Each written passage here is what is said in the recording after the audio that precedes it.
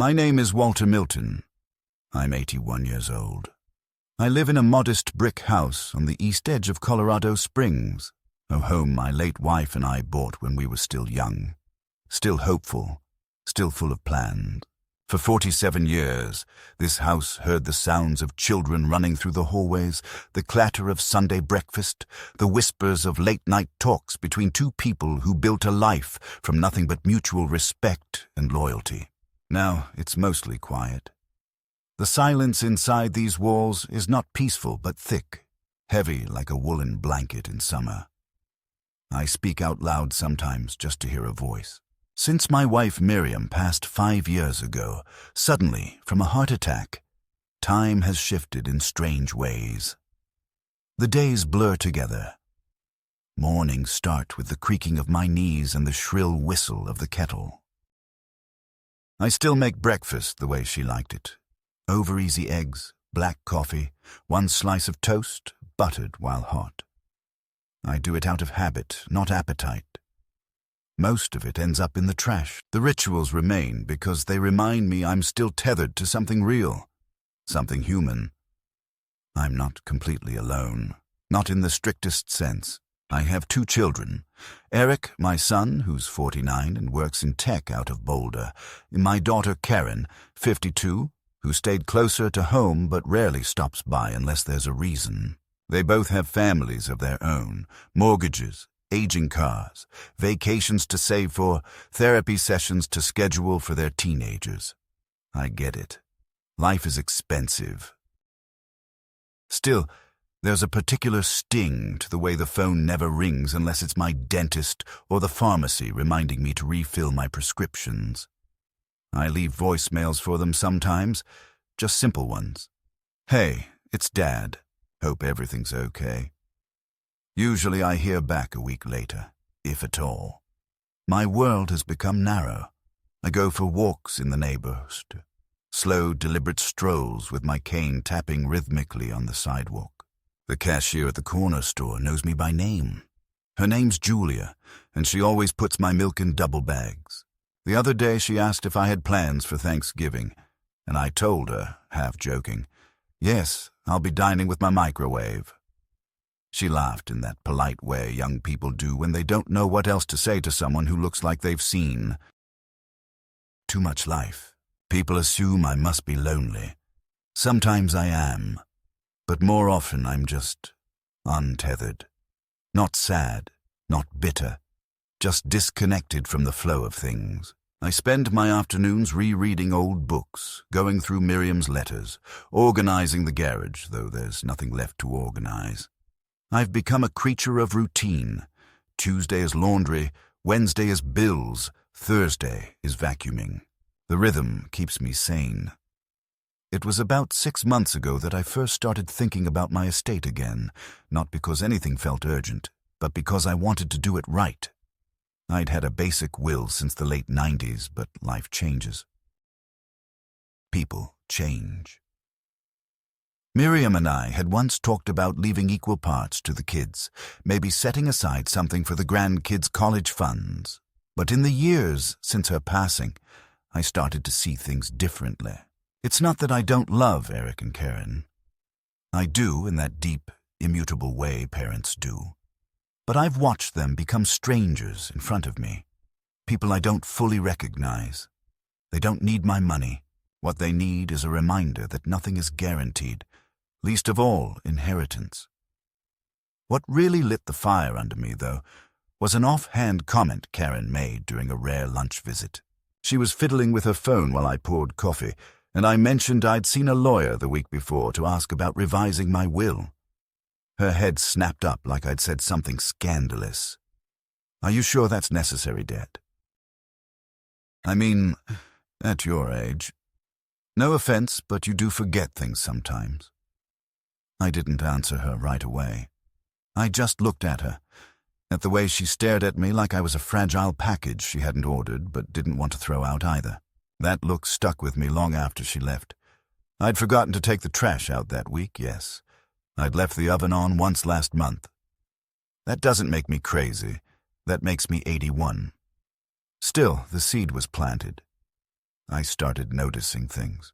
Conversations with Eric turned cautious, like he was choosing his words carefully, keeping track of what I did or didn't recall. Karen began stopping by more often, not with food or company, but with questions. Where did I keep my bank statements? Had I thought about giving someone else access to my online accounts, just in case? She even suggested consolidating my finances, which she offered to help with, so it doesn't get too overwhelming for you. At first, I chalked it up to concern. Maybe it was. But then came the stories. Neighbors mentioning things Karen had said at book club, snippets of gossip that didn't feel accidental, that I'd been declining, that I'd started talking to myself, that I forgot what year it was last Christmas. Lies. All of them. Clever, quiet lies. The worst came when I called the bank to ask about updating my beneficiary forms. The manager, a young man named Owen, sounded hesitant. "Mr. Milton," he said, "I just want to confirm, are you currently under any kind of guardianship or financial conservatorship?" I almost dropped the phone. "No," I told him, "absolutely not." He apologized profusely, said it was probably a system error, but I knew better. Someone had started a process. Someone wanted control. I sat in my recliner that night with a cup of lukewarm tea, staring out the window into the dusk. The mountains in the distance were capped with snow. A fox wandered across the backyard like it owned the place. I thought about Miriam and how she used to say, "Families are either your greatest support or your greatest sorrow." Back then, I thought she meant her own parents, but maybe she was warning me. That night I opened a drawer I hadn't touched in years, pulled out the manila folder labeled Final Affairs. I lit the desk lamp, and for the first time in a long time I started making new plans. Quietly. Carefully. Because now I knew the truth. My children were waiting for me to fall. They were preparing for it, maybe even hoping for it. But I wasn't going anywhere just yet. And I sure as hell wasn't going to let them write the ending of my story. I remember the day I decided to revise my estate plan with crystal clarity, not because it was extraordinary in any grand sense, but because it was so profoundly ordinary. One of those calm days that quietly reshapes the course of a life without fanfare. It was a Wednesday, and the sky outside my kitchen window was filled with lazy gray clouds, the kind that threatened rain but never quite delivered. I had made myself a modest breakfast, black coffee and a bowl of oatmeal with a sprinkle of cinnamon, and I was halfway through my second cup when I glanced at the stack of unopened mail by the fruit bowl. Most of it was junk. Coupons for oil changes, catalogs from companies I hadn't bought from in years, some Medicare pamphlet with smiling people on the cover, all too young to know what real aging feels like. But in the middle of the stack was a letter from the law office I had worked with decades ago, the same office that helped draft my original will when Miriam and I first bought the house. Something about seeing that familiar envelope. Crisp, professional, with my name typed neatly across the front. Stirred something inside me. Not alarm exactly, but a quiet recognition that I had been postponing decisions I should have made long ago. I called the office that afternoon. A new associate answered, someone named Hannah. She had the brisk, efficient tone of a person who had too many tasks and not enough time, but she was polite enough. "Mr. Milton," she said. "Of course, we can set up a review. Do you still reside at the Colorado Springs address?" I confirmed, and we scheduled a meeting for the following Monday. I hung up and stared at the phone for a while, unsure why my hand was trembling slightly. Maybe it was nothing. Or maybe it was the first real move I'd made in years that was purely for myself. Over the next few days, I dug through old folders and safety deposit slips, updating account numbers, making a list of everything I still owned. It was more than I thought. The house, fully paid off, 3 bank accounts, an old but healthy IRA, 2 vintage bonds from the 80s that Miriam had insisted we keep for emergencies. I had no debts, no loans, no car payment. I was, by all definitions, financially free. But the more I documented, the more I realized how vulnerable I truly was. Because all of it, all those assets and records, were exposed to interpretation if I wasn't clear, and clarity was something age did not always allow us the luxury of keeping indefinitely. I couldn't rely on assumptions anymore. I couldn't assume my children would honor my intentions if I didn't spell them out in language so ironclad even a team of lawyers would find no room for manipulation. When Monday came, I dressed carefully in slacks and the navy sweater Miriam had once said made my eyes look less tired. I took a cab to the office. My driving had become unreliable, and I didn't want to risk forgetting where I parked. The building was newer, glass and steel, cold in a way that suggested ambition more than hospitality. Hannah met me in the lobby. She couldn't have been older than 30, her heels too high for comfort and her smile too rehearsed. But she offered me coffee and led me to a private conference room with tall windows and a view of the highway.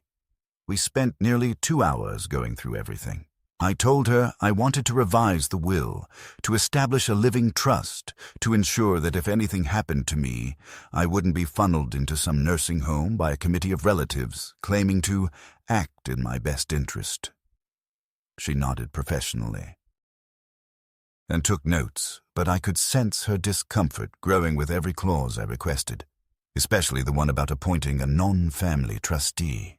"It's unusual," she said, "but not unheard of." I said nothing. Unusual or not, it was necessary.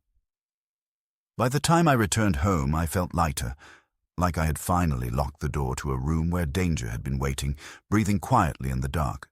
But that sense of relief didn't last.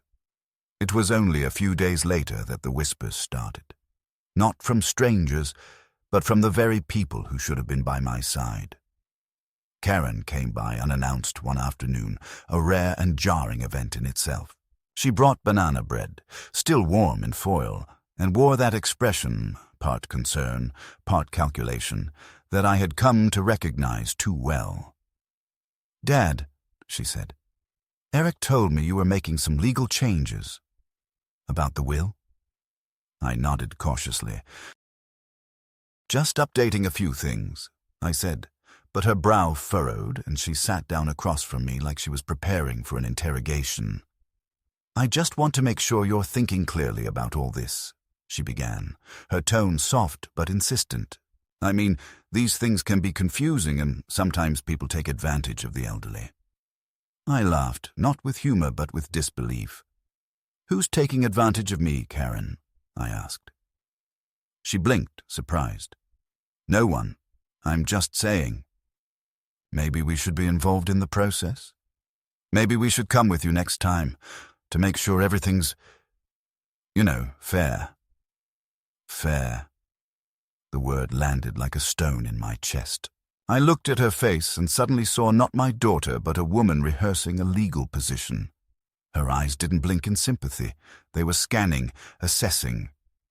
I excused myself to the kitchen and stood by the sink for a full minute, just breathing. The next day, I got a call from my neighbor, Jeff, a retired postal worker who sometimes mowed his lawn at the same time I did. He was casual at first, making small talk about the weather, but then his voice dropped. "Hey, Walter, listen, I don't mean to intrude, but I heard something strange at the grocery store. Your son was talking to the pharmacist, said you'd been acting erratic. Something about forgetting where you were a few times." I felt my jaw tighten. I had never done any such thing. "Thanks for letting me know," I said, trying to keep my voice even. He hesitated. "If you ever need someone to vouch for you, for your clarity, I'd be happy to. We all forget things, but I've never once thought you were confused." It escalated quickly after that. A letter arrived from an attorney, my son's attorney, formally suggesting a conservatorship be established in light of Mr. Milton's declining mental faculties. I sat in my recliner with the envelope trembling in my hands. Declining? I had passed my last medical exam with flying colors. My blood pressure was better than most people 20 years younger. I did my taxes manually. And yet, here it was in black and white, a legal attempt to take over my autonomy. The betrayal was stunning in its efficiency. It wasn't a physical attack, but it felt violent all the same. My children were positioning me as a burden, a risk, a liability they needed to manage. Not because I had given them reason to believe I was failing, but because I had dared to regain control. And that was when I understood. They weren't concerned about my health. They were concerned about my choices. The more I made decisions on my own, the more dangerous I became to whatever plans they had for my estate. My independence was not an asset in their eyes.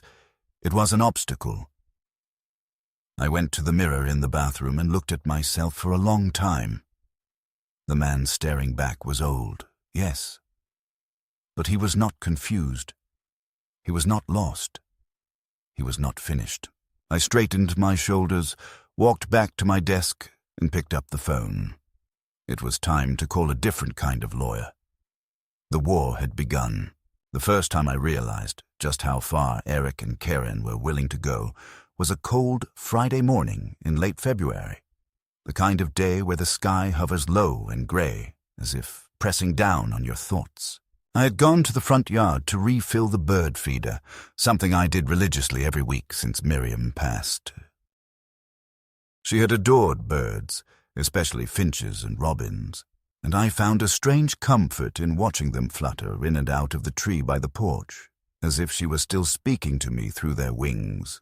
I was wearing my old overcoat, the one with the ripped lining I kept meaning to fix, and my hands were numb with cold as I struggled with the latch on the seat container. As I turned to go back inside, I saw Karen's car pull up. She didn't call beforehand, as she usually did. She stepped out with a folder tucked under one arm and a bright, artificial smile that reminded me of a nurse trying to coax an agitated patient back into bed. She hugged me, too tightly, and followed me inside without waiting to be invited. I offered her coffee, which she declined, opting instead to sit stiffly at the dining table like she was about to deliver a formal speech. "Dad," she began, "Eric and I have been talking. We're worried about you. You've been isolated. You don't answer calls right away. Last week you called me twice in the same day and asked the same question." I blinked. "What question?" She hesitated, clearly not expecting to be challenged. "You asked if I'd picked up your prescription, but you never asked me to pick anything up." I stared at her, trying to remember. Maybe I'd called. Maybe I'd been thinking of someone else, like Julia from the pharmacy, and dialed Karen by accident. But even if that were true, a single mistaken call did not warrant the level of scrutiny she was applying. "That doesn't mean anything," I said. "People forget things. I'm not losing my mind." She nodded, a little too quickly. "Of course not. No one's saying that." But we thought, and here she reached into her folder and pulled out a stack of papers. It might be a good idea to have some legal protections in place, just in case. I didn't take the folder right away. I looked at her instead. Really looked. Her makeup was a little heavier than usual. Her nails were bitten down, which meant she was nervous. She pushed the papers toward me, and I picked them up slowly, thumbing through them without absorbing the words. Somewhere on the third page, I saw the phrase, "durable power of attorney," and my stomach dropped. "You want me to sign this?" I asked. "Yes," she said quickly. "It's standard. Just a precaution. This way, if anything ever happens, if you get sick or can't make decisions, we can handle things for you. Pay your bills, talk to the doctors, make sure you're taken care of." Her voice was smooth, practiced, but her eyes gave her away. They weren't warm. They were calculating, measuring my reaction. I put the papers down and stood up. "Karen, If I ever need someone to make decisions for me, I'll let you know. But that day isn't today." She smiled, but it was a tight, pained smile, the kind that covers up fury. "Dad," she said, standing as well, "you're being paranoid. We're trying to help you." I didn't raise my voice. I didn't need to. "You want control of my money, my house, my life. That's not help. That's strategy." She opened her mouth, but I cut her off. "I want you to leave." Her jaw tightened. She gathered her papers and marched to the door, but just before stepping out, she turned and said, "You'll regret this. We're only trying to protect you." I closed the door behind her and locked it. Not out of fear, but out of a dawning clarity that everything had changed. The following week, I started noticing a shift in how the world around me treated me. My neighbor, Mrs. Hammond, who used to chat with me every Tuesday about her rose garden, suddenly spoke with a strange hesitance, as if worried I might forget where I was in the middle of a sentence. The clerk at the bank, one I'd known for years, asked me to confirm my identity twice before allowing a routine withdrawal. My primary physician, Dr. Lee, called to say he'd received a concerned inquiry from a family member and wanted me to come in for a cognitive screening. I declined politely but firmly. The whispers were spreading, and I hadn't even left the house. Then Eric came. Unannounced, like Karen, but worse in a way because he brought his oldest son, my grandson Logan, who I hadn't seen in over a year. Logan sat in the living room pretending to scroll through his phone while Eric paced, speaking in low, rehearsed tones. "Dad, we all want what's best for you," he said. "We've been looking into some options. Assisted living, for example. Places that aren't sterile like nursing homes. They have social activities, nice rooms, even a shuttle service. You'd still be independent, just safer." I laughed then, not because it was funny, but because it was so audacious. Safer from what? My couch? My toaster? Eric didn't laugh. "From forgetting the stove's on. From falling down the stairs. From someone breaking in when you forget to lock the door." I leaned forward, my voice suddenly sharper than even I intended. "Did Karen tell you I forgot to lock the door? Because I didn't. You know what I do forget? I forget what it's like to have children who call because they care, and not because they're circling like vultures." That was the first time I saw something ugly flash across Eric's face. It wasn't rage. It was fear. The fear of a man who realizes the object of his manipulation might just be sharper than he thought. He didn't say anything else, just stood up, grabbed Logan by the shoulder, and left. That evening, I started locking my door even during the day. I no longer felt safe, not because of criminals or health scares, but because I realized my own family had stopped seeing me as a man and started seeing me as an estate. It was 2 days later that the second envelope arrived, this one from a new attorney, one I'd never heard of. Inside was a formal request for a psychological evaluation, citing concerns from multiple family members regarding Mr. Milton's cognitive decline. It was worded politely, but the intent was clear. They were building a case, a slow, creeping strategy of doubt, hoping to amass enough little concerns that someone in a robe would eventually decide I was no longer competent to handle my own affairs. I sat with that letter on my lap for hours, watching the light shift across the room as the afternoon faded into dusk. The birds outside had gone quiet. Somewhere in the back of my mind, I could hear Miriam's voice.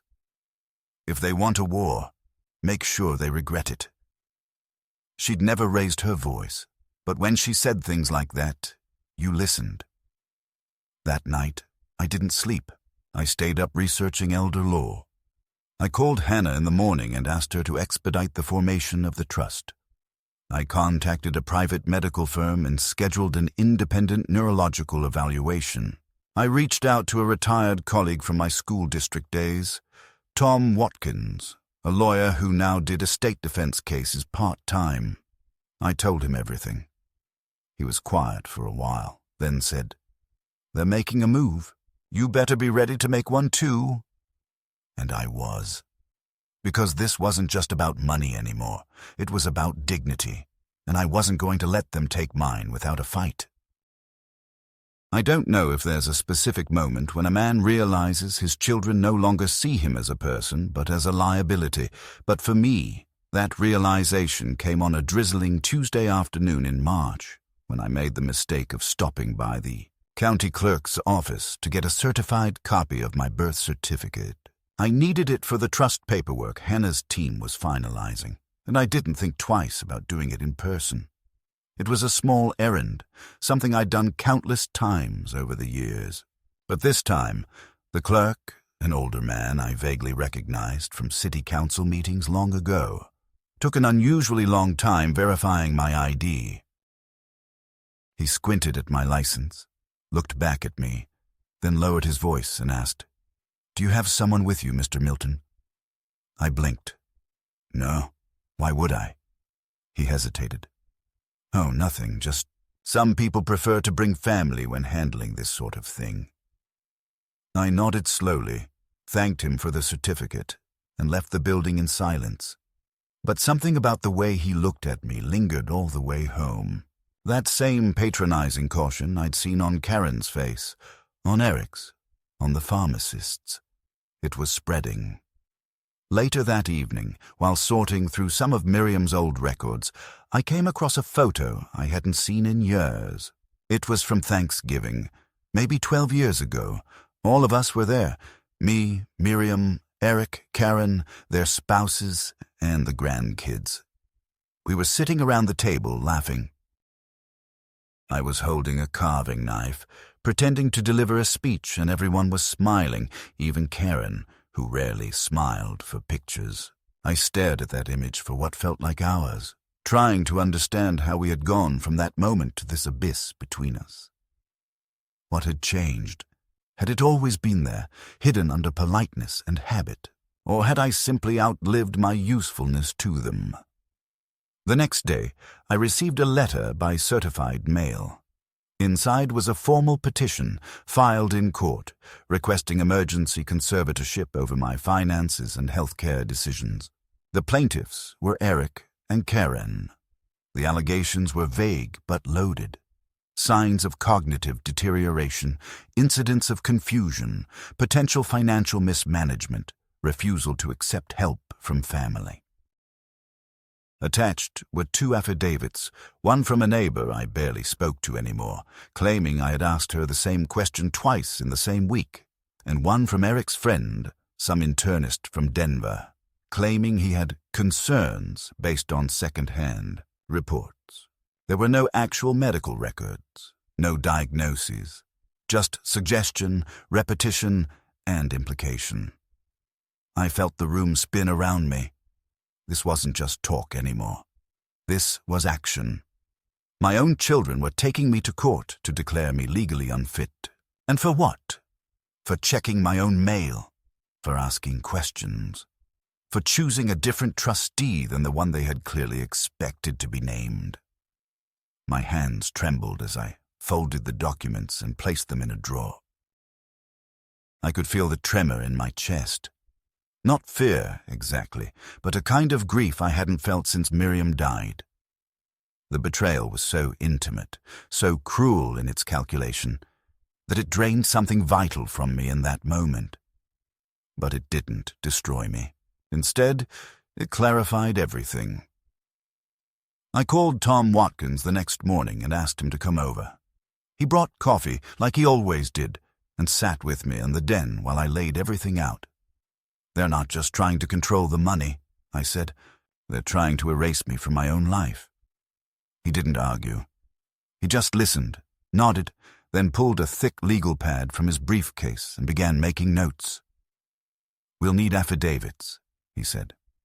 "Character witnesses, medical clearance, documentation of your financial independence." I nodded.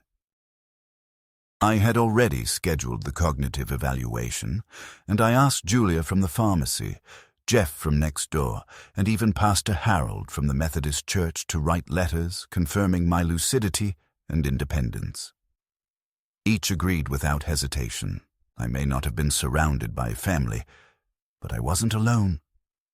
A week later, the medical report came back. Claire. No signs of dementia, no cognitive impairment, no psychiatric instability. I made 6 copies, notarized each one, and gave them to Tom. We filed a formal opposition to the conservatorship petition and included a motion to dismiss the entire request as baseless and malicious. Still, the court date was set.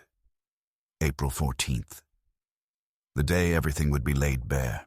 In the days leading up to the hearing, I stopped answering the phone when it rang. Karen left voice messages asking if I wanted to talk about this calmly, before things got legal. Eric sent an email filled with feigned sadness, saying he wished it hadn't come to this, but, Dad, you've left us no choice. I didn't respond. What was there to say? They had crossed a line. This was no longer a family issue. It was a matter of survival. The night before the hearing, I couldn't sleep.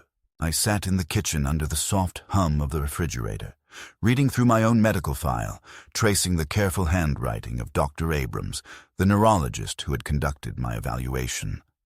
Fully lucid, high verbal intelligence, no observable memory deficits. I underlined those words with a pen and left the report on the kitchen table, like a battle standard. Let them try to ignore that. When morning came, I dressed with quiet precision. Gray slacks, polished shoes, a blue dress shirt Miriam once said brought out the dignity in my posture. Tom picked me up just before 9. As we drove to the courthouse, he glanced at me and said, "You ready?" I nodded, but in truth I wasn't sure. I didn't know if anyone was ever ready to face their own children in court, but I knew I had no choice. I wasn't going to let them bury me while I was still breathing, and I wasn't going to let them win. The courtroom was smaller than I had expected, a long rectangular space with cheap blue carpet and fluorescent lights that made everyone look older and more tired than they were. I had never been there before, though I had driven past the county complex dozens of times over the years, never imagining that one day I would sit on the wrong side of the aisle, not as a witness, not as a juror, but as the subject of a petition that essentially declared me incapable of taking care of my own life. When Tom and I entered, Karen and Eric were already seated on the left, dressed in carefully curated neutrality. Karen in a beige pantsuit with no jewelry, except her wedding band. Eric in a navy blazer he probably hadn't worn since his last performance review. Neither of them looked at me, though I saw Karen glance my way once with a flicker of something between guilt and resolve, a glance that was gone the second I met her eyes. Their lawyer, a sharp-faced woman in her 40s named Megan Riggs, was flipping through a binder thick with papers I could only assume were filled with distorted memories, second-hand anecdotes, and selective concerns from doctors who had never met me. Tom placed our file on the table with a kind of quiet defiance. He didn't speak much. He rarely did when it wasn't required. But there was something about the way he organized his papers, the way he kept one hand resting protectively over my documents, that made me feel less alone. When the judge entered, a woman named Dale Morris, calm-eyed and professional, we all stood. I focused on my breathing, on the rhythm of my heart, trying to ignore the bitterness rising in my throat as the proceeding began. The petition was read aloud, every word like a splinter under my skin. Subject has exhibited signs of memory loss, confusion, paranoia. Petitioners cite repeated incidents where the respondent allegedly misplaced bills, forgot appointments, and expressed suspicion toward family members' intentions. I clenched my jaw as the words echoed through the room, feeling not like a man. Defending his freedom, but like a criminal forced to prove his own sanity. Then came the witnesses. First, a woman I didn't recognize, apparently a social worker contacted by Karen after becoming concerned. She spoke vaguely of patterns, of risk factors, of elderly individuals who slowly lose their grip on reality without even realizing it. She had never spoken to me, never visited my home, never once asked me what I wanted or how I felt, and yet here she was, testifying to my state of mind based on a few conversations with my daughter and son. Next came Dr. Rakesh, the internist from Denver, who admitted under oath that he had never examined me directly, but had written a letter of concern out of professional courtesy to Eric, who was visibly distraught over my behavior. He used phrases like potential neurocognitive decline and early-stage indicators, all framed carefully to avoid outright diagnosis, but enough to plant seeds of doubt in the judge's mind. I wanted to shout, to ask how someone could diagnose a brain they had never even seen, but Tom rested a hand on my arm, firm and steady. Then it was our turn. Tom began by laying out a timeline.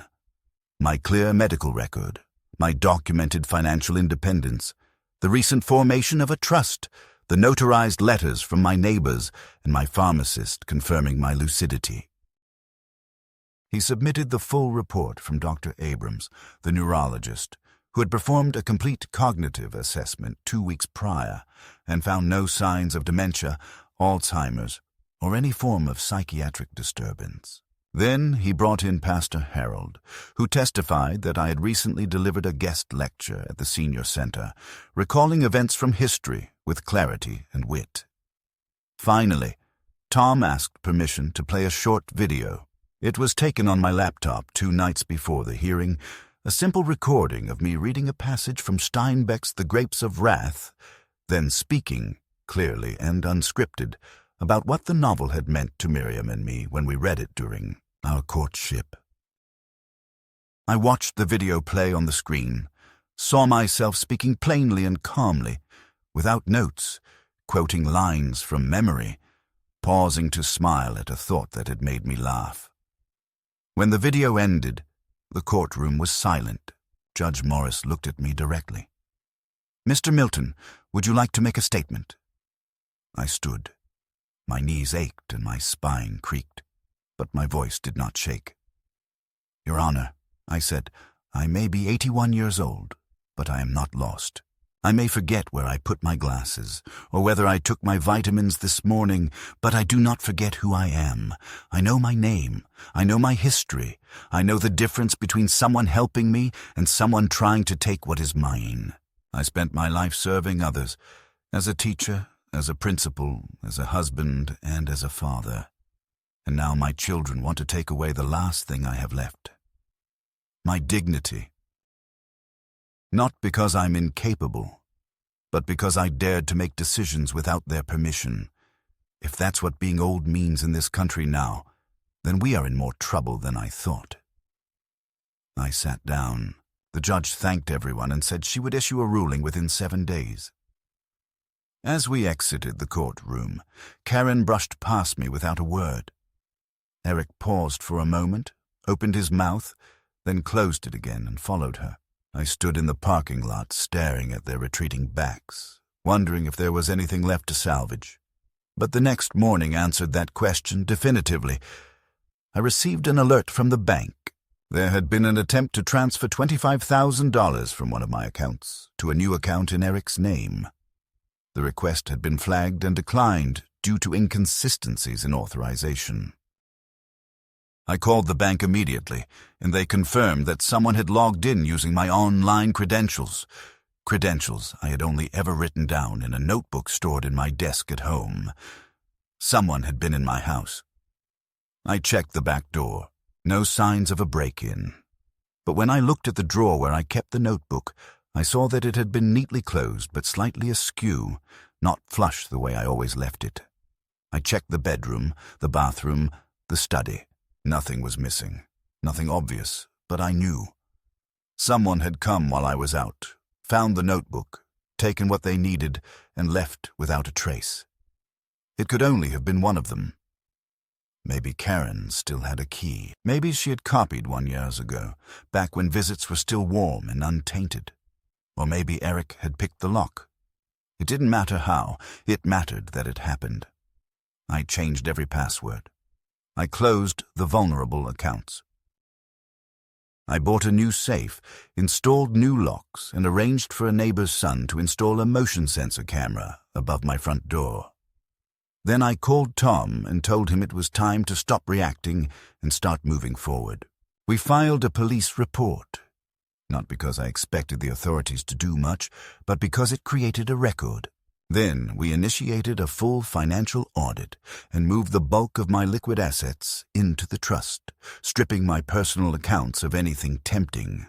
I made sure that even if someone managed to get in again, they would find nothing but dust and pension stubs. 3 days later, Judge Morris issued her ruling. The petition was denied.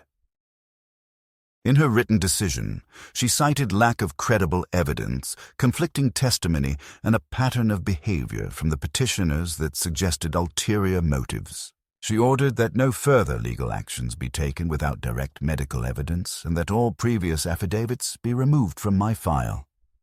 It was a complete and public vindication.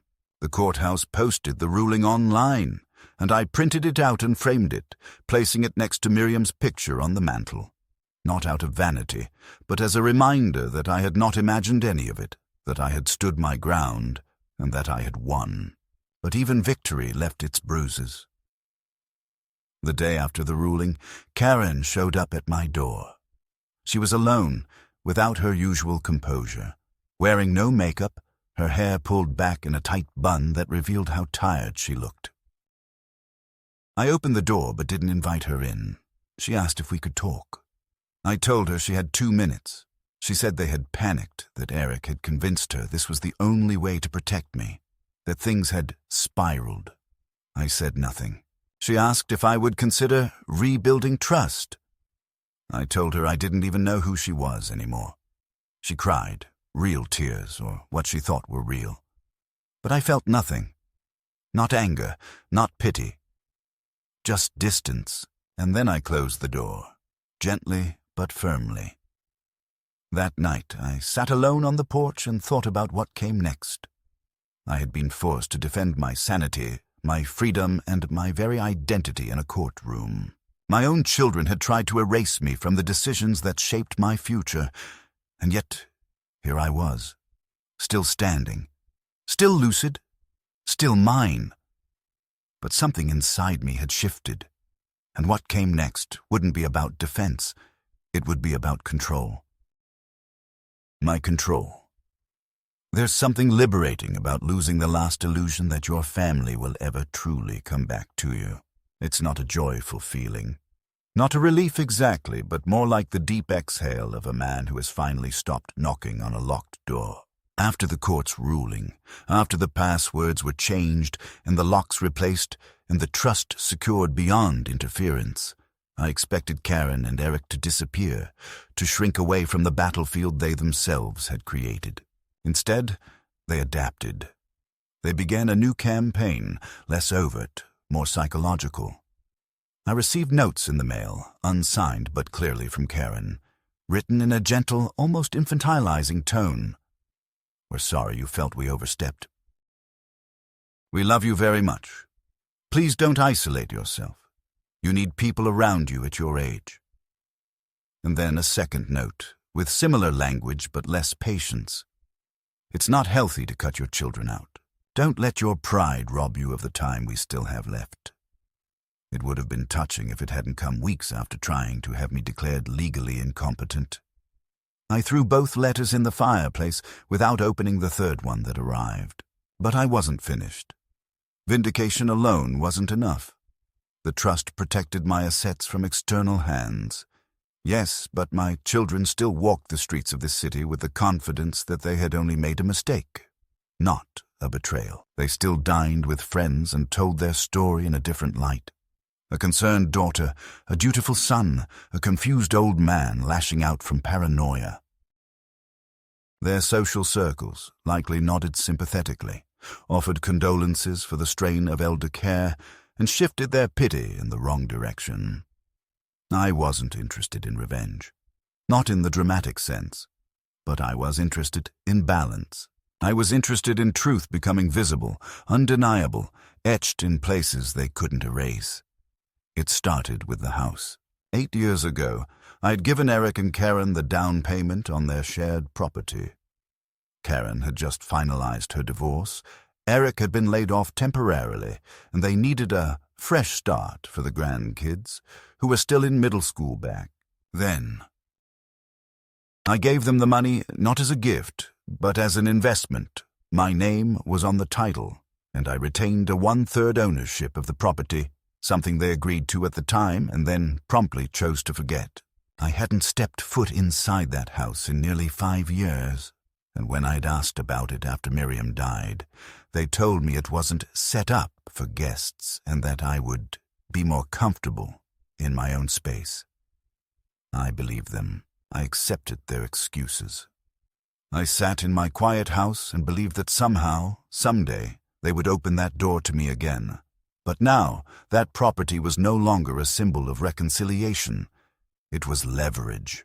I contacted a real estate attorney, a brisk, silver-haired woman named Judith Kane, who reviewed the deed and confirmed in clear, precise language that yes, I was a legal co-owner of the property, with all the rights and privileges therein. "You can force a sale," she said plainly. "They'll fight it, but they'll lose. It's just a matter of time." I told her I didn't want to waste time. I wanted to start the process immediately. Within a week, a letter was sent to both Karen and Eric, notifying them of my intent to sell my share of the house, and if necessary, to petition the court for full partition. I heard nothing for 5 days. Then the calls began. They didn't leave voicemails. They knew better than to leave evidence, but they called at all hours, early in the morning, late at night, during lunch, sometimes back to back. I didn't answer a single one. I sat by the window with the receiver off the hook, watching spring bloom across the yard, the dogwood tree in full flower, as if nothing inside the walls of this family had rotted. A week later, I received a letter from Eric's attorney, this one much less polished than the firm that had tried to take control of my affairs. It accused me of acting out of emotional retaliation, threatened counter-litigation, and implied that I would regret drawing public attention to a private matter. I took it to Judith, who read it without a flicker of concern. "Standard bluff," she said. "They've got nothing. We'll proceed." We filed the partition suit. The story, of course, leaked almost immediately. Not from me, but from them. Mutual acquaintances began calling me, politely asking if everything was okay, or suggesting I sit down with the kids and talk things out. But the best moment came 2 weeks into the process, when a reporter from a small local newsletter reached out to request a quote. Apparently someone in Karen's circle had framed the story as an aging parent suing his children over property in a moment of mental instability. I gave the reporter a full statement. On the record, factual, calm, with documents to back up every claim, and within a week the article was published, not as a scandal, but as a quietly damning account of elder manipulation and the legal tools available to prevent it. I clipped the article, folded it carefully, and sent it anonymously to Eric's office and Karen's neighborhood association. 3 days later, I received a letter. Not from an attorney, not from them, but from my granddaughter Lucy. Handwritten. She said she didn't know the full story, only what her parents had told her, but that she hoped I was okay and that she remembered how I used to help her with math on Sunday afternoons. "I miss that. I hope we talk again someday." I didn't respond. Not yet. I folded her letter and placed it in the desk drawer where I kept the few things I couldn't throw away. Then came the final move. I updated the trust. I removed Karen and Eric as any potential beneficiaries. I replaced them with a modest scholarship fund to support students pursuing public education careers in Colorado. I named Lucy, and only Lucy, as the sole individual family member to receive anything upon my passing. A modest sum, enough to be meaningful, but not enough to corrupt. I left a letter with my lawyer to be delivered to her upon my death, explaining why. Not to shame her parents, but to show her that clarity, even late in life, is worth preserving. When Judith told me the buyers for the house were confirmed and the sale would go through within the month, I sat in my living room and looked out at the evening sun casting long shadows over the porch. I didn't feel victorious. I felt grounded. For the first time in years, I wasn't waiting on anyone's approval. I wasn't hoping for a call that would never come. I wasn't wondering what I had done wrong as a father. I'd done the best I could. I'd built a life. And when that life was threatened, I fought for it, not with bitterness, not with revenge, but with the steady insistence that I still mattered. And when the money arrived, my third of the property, my share they never thought I'd claim, I transferred it quietly into the trust and scheduled an appointment to tour a cottage by the lake. Not far from here, but far enough that no one would drop by uninvited. I was going to spend the rest of my days exactly as I chose. No one would ever speak for me again.